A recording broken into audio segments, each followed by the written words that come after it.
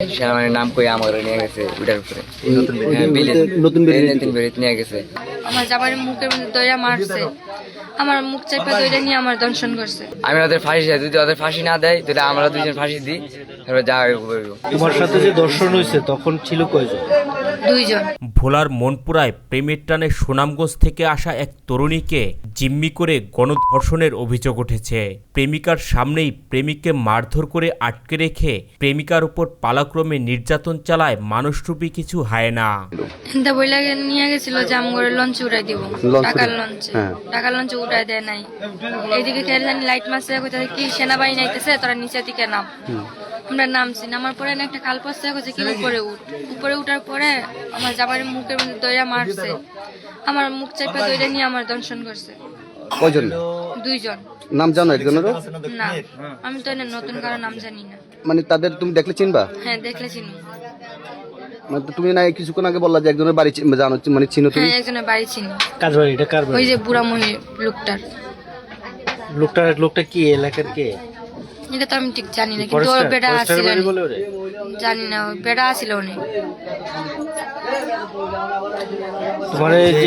তোমার সাথে যে দর্শন হয়েছে তখন ছিল কয়জন? দুইজন ছিল। তোমার নৌবাহিনী আসতেছে বলে তোমাদের ওখান থেকে নিয়ে গেছে না? হ্যাঁ। জানা যায় ভুক্তভোগী ছাদিয়া সুনামগঞ্জের শ্রীনারায়ণপুর এলাকার বাসিন্দা। মনপুরার উত্তর সাকুরিয়া ৪ নং ওয়ার্ডের বাসিন্দা রাশেদের পুত্র সজীবের সঙ্গে প্রেমের সম্পর্ক গড়ে ওঠে এই কিশোরীর। সেই প্রেমের টানে গত ৩ দিন আগে সুনামগঞ্জ থেকে মনপুরায় পাড়ি জমান। আমি থাকি চট্টগ্রামে, এখানে দাদির আমার বাড়ি আছে, দাদির বাবার হক আছে। তো আমি চট্টগ্রাম কাজ করি, বাবার সাথে থাকি। তো আমি ওই মেয়ের সাথে ৮-৯ নাম কি? ওর নামটা বলো। সাদিয়ার সাথে ৮-৯ বছর আমি রিলেশন করি। তো কইছে যে আমার বিয়ে করবো লাস্টে। আমি প্রথম কইছি আর কয়দিন যাক, আমার এগুলো এগুলো লাইন হোক, আমার এগুলো লাইন হয় না। কইতেছে না, পরে লাইন করে আগে আমার নিয়ে যাবো, আমার এখানে বিয়ে ঠিক হয়েছে, ওই হয়েছে এগুলো করে আমি নিয়েছি লাস্টে। টাকা লঞ্চ করে নিয়েছি। কবে আনছো? আনছি আজকে 2 দিন। আনার পরে আমার দাদির বাড়ি রাখছি। রাখার পরে একদিন ছিল, সব লোক জানাজানি হয়েছে। এরপরে আমার জেডি আমার সাদিয়ার নিয়েছে। আনার পরে আমার কইতে আছে হাজির আমার কাছে নিয়ে আইতে, সাদিয়া আমার নিয়ে আইছে। আনার পরে এগুলা প্রথম কেউ জানা নাই, লাস্টে এলাকার মানুষ জানা। তোমার দাদির বাড়ি থেকে তোমার চাচির বাড়িতে আনছে? জেডি বাড়ি আনছে। আনার পরে জেডি কইছে সেফটি নিবো, এলাকা আমি আর চিন্তা ছিলাম না। লাস্টে আমার আনছে, কইছে বিয়ে পড়াইবো আমাদের রাত্রের ভিতরে। তা আমি আইসি, আসার পরে ওরা মানে সিদ্ধান্ত কি করতেছে আমি তো এগুলো শুনি নাই। পরে এখানে আসিলাম, থাকার পরে রাত্রে নেতা ফেতা আইছে। আসার পরে সমাধান আমার মারছে একদম। কে মারছে? কে? হে নেতা। কোন নেতার নাম বলো? নেতার নাম তো আমি এগুলার চিনি না। আসার পরে সাড়ে শুয়েছে, আমার মারছে। প্রথম কইছে 2 লাখ টাকা দিতে দিব। আমার দাদির কথা আমি দিতে পারলাম না।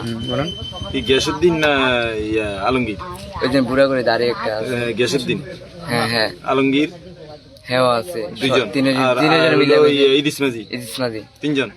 গ্যাসুদ্দিন, আলাউদ্দিন, আলমগীর, গ্যাসুদ্দিন, মাঝি আর ইদিস মাঝি। নেতা। আমার কইছে 2 লাখ টাকা দিতে। আমার তো 2 লাখ মানে টাকা নাই। লাস্টে আমার মারছে, মারার পরে কইতেছে তুই কি লাইন রে, ওই সেই। বিষয়টি জানাজানি হলে স্থানীয় একটি প্রভাবশালী চক্র তাদের কাছে মোটা অঙ্কের চাঁদা দাবি করে।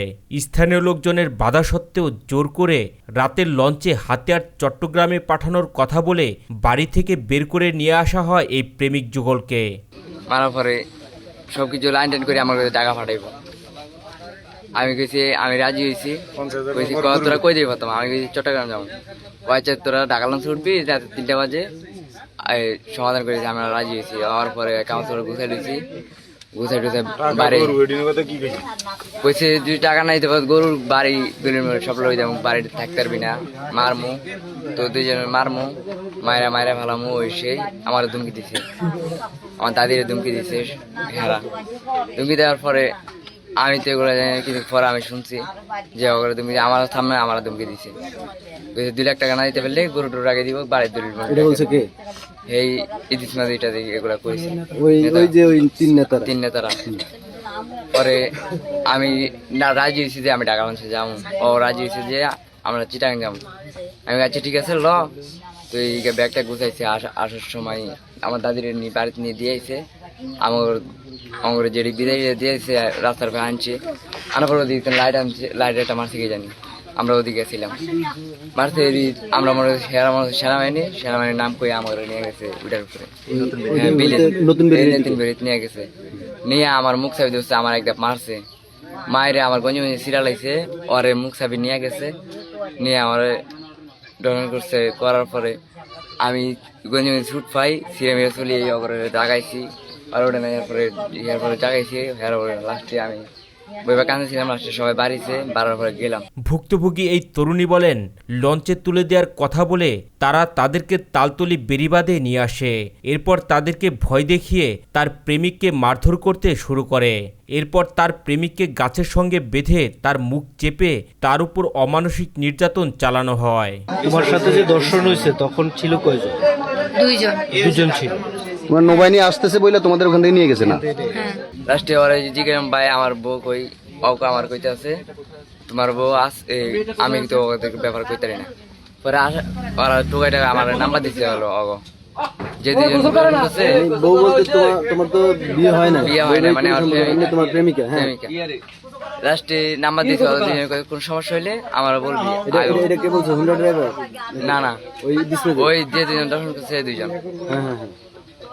নাম্বার দিতে আমার নাম্বার ছিল, লাস্টে আমি নাম্বার দেওয়া ছিল, ওরা হয়ে গেছে, কাজ হয়ে গেছে তুই আয়ার পরে আনন্দ সেরি ওই যে হুন্ডাওয়ালা আছে, এবার তোর তোর প্রেমিকা আমার তেন আছে, তুই আমার কাছে আমার লগে হুন্ডা করে। আমি রাজি না, আমি এদিকে চলে আইছি। লাস্টে ওই নিয়ে আইছে, নিয়ে পরে আমার প্রেমিকা ওই গাড়িতে ওটা আমরা চলে যাবো ওটা। লাস্টে আমি কি তোর সাথে কি হয়েছে এগুলো সব খুলে গো, তারপরে তোর কোনো ডর বই নেই, আমার এখানে আত্মীয় স্বজন আছে। সবকিছু খুলে গেছে যে আমার ওরা দুজন মিলে দর্শন করছে। আর এই ঘোরাঘুরি যে লোকটা ছিল, এই লোকটা চলে আসছে, হ্যাঁ প্রথম ছিল, এরপর চলে এসে কিছু করা নাই। আমি আমার এইবারে ডাকছে, রাখার পরে ওরা আইসে ওরা ঘরে নিয়ে। ভুক্তভোগী প্রেমিক জানান, ঘটনাটি জানাজানি হবার পর স্থানীয় লোকজন তাদের বাড়িতে এসে প্রায় 2 লক্ষ টাকা চাঁদা দাবি করে। এরপর তাদেরকে চট্টগ্রামে তুলে দেওয়ার কথা বলে নিয়ে এসে মারধর এবং তার প্রেমিকার উপর নির্যাতন চালানো হয়। আনার পরে ওই দিন একটা লোক ছিল যে বেড়া দর্শন করছে, একটা এই লোক একজন লোক আলামিন বাদে আরেকজন আছে না, এই লোকটা আমার ঘরে নিতে আইতে আমার হাত হাতে ধরছে। আমি আরেকজন হলো মাকসুদ। হ্যাঁ আমার হাত হাতে ধরছে, আমার আরো টানাটানি করতেছে, আমার নিয়ে যাবে। মানে এই বাড়িতে আসার পরও আইসা টানাটানি আমার ঘরে ঢাকা লঞ্চে নিয়ে যাবে। লাস্টে আমরা রাজি হই নাই, ওরা সবাই ধরছে কি ওরা আমার আত্মীয়, ওদের কই না। লাস্টে আর নিতে পারে না, বাড়ি দিয়েছে। যাওয়ার পরে আমরা ছিলাম, ওর সাথে কথা কইছে সবাই মিলে।